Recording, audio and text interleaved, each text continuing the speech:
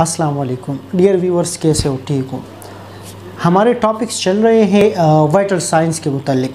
Vital science में हमने पिछले दिनों में कवर किया है टेम्परेचर को, बीपी को और पल्स को। इंशाल्लाह आज हमारा जो टॉपिक है वो रिस्पायरेशन पे है।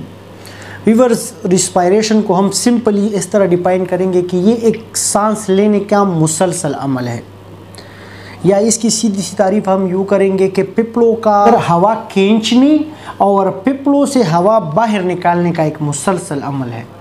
यानी इसमें जब हम हवा अंदर खींचते हैं तो ऑक्सीजन हमारी पिपलों में चली जाती है और वो बदन में चली जाती है बकाया पिपलों की मदद से, और कार्बन डाइऑक्साइड जो हमारे जिस्म में पैदा होता है वो क्या होता है, फाजिल मादी की सूरत में हमारी जिस्म से बाहर निकल जाती है।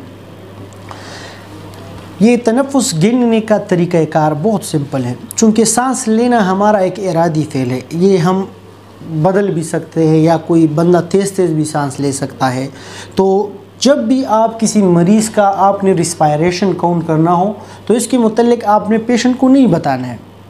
आप आरामदेह हालत में मरीज़ को लिटाएं, उसकी नब्ज़ पे हाथ रखें और उसके पेट और छाती को देखें।